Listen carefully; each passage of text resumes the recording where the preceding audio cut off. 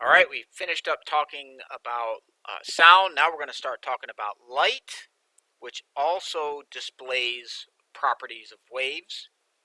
Light is often called electromagnetic radiation. Now, if I look at the word electromagnetic, I kind of see the word electric, and I also kind of see the word magnetic. So why do we describe light as electromagnetic radiation? Well, let's imagine we have a light wave that's moving in this direction.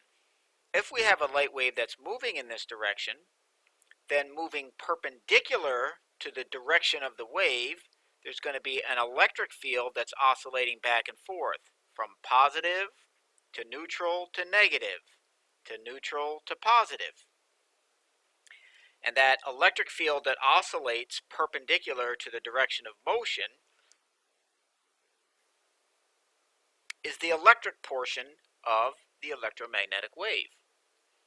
There's also a magnetic portion of the wave, and that portion oscillates both perpendicular to the direction of the motion and to the direction of the oscillation of the magnetic field, and that's going to oscillate in the up and down direction. So that's going to go up here to like the north pole of a magnet, down to non-magnetic, and that's hard to show this, but it will go down under the paper to a south pole, back up here to non-magnetic, and then up here to a north pole, down here to non-magnetic, and at this point it would be at a maximum, actually a trough at a south pole, and then back up to non-magnetic, and then here it would oscillate up in this direction to a north pole.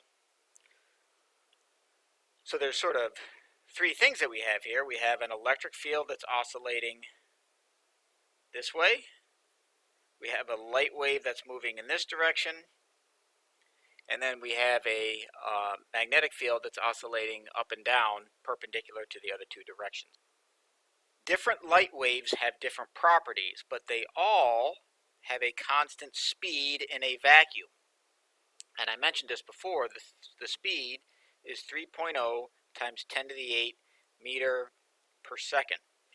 That's fast enough to get you from here to the moon in about 1 second.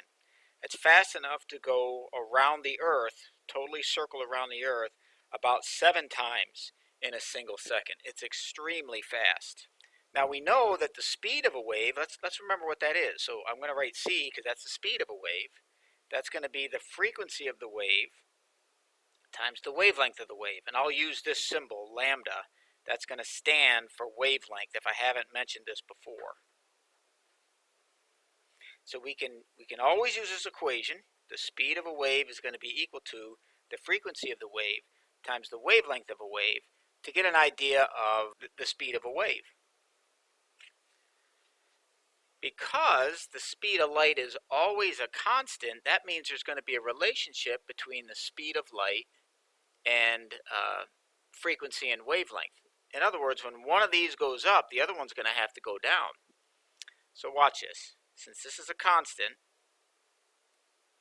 if I divide both sides of this by the frequency, I see that I can calculate the wavelength of a wave by taking the speed of light, which is always 3 times 10 to the 8 meters per second, and dividing it by the frequency of that light.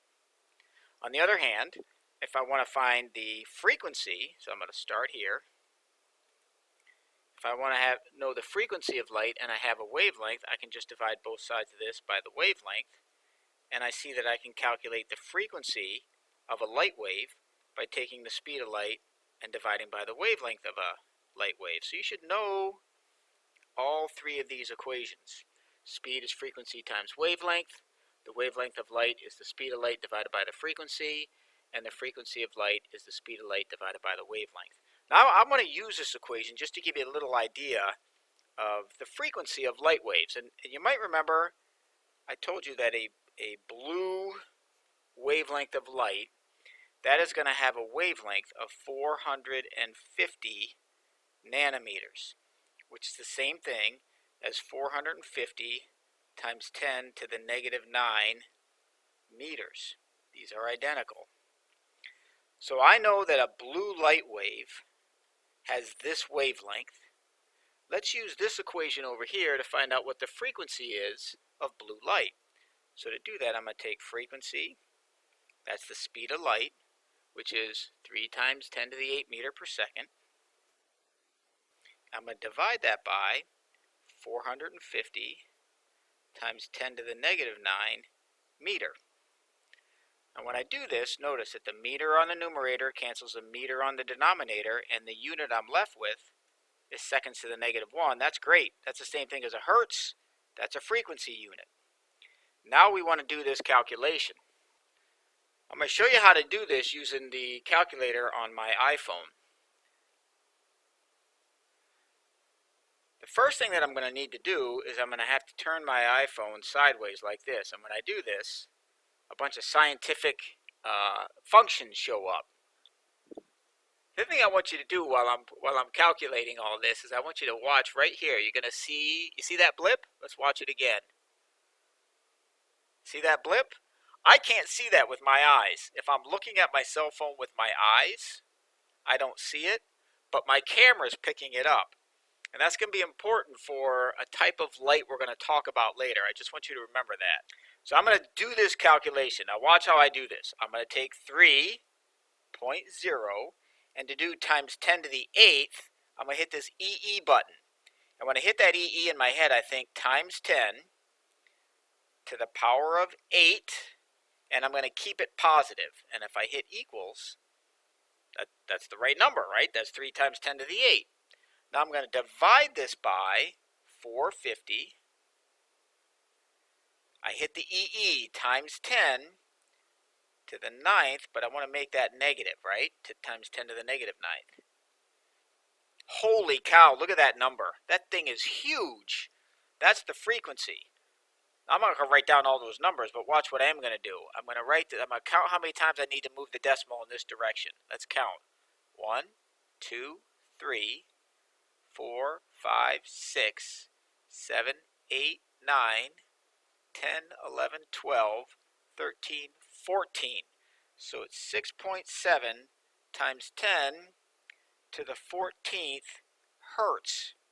Holy cow, that's an enormous frequency. Let's think about that. So there's 1,000, there's 1,000,000, there's 1,000,000,000, and this would be trillion.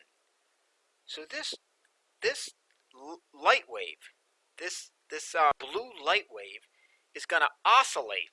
So this thing is going to shake back and forth 666 trillion times every second. I can't even imagine that. You know, the sound waves wiggle back and forth about, you know, what do we see, like 500 times a second? I can kind of envision that. I can't even fathom something vibrating back and forth 666 trillion times every second, as is the case in a blue light wave. That's unbelievably fast, and it's remarkable to think about. Anyway, these are some properties of light that you should know about, and we'll be talking about in another lecture where I try to do some experiments along with these this information that we're learning about with light.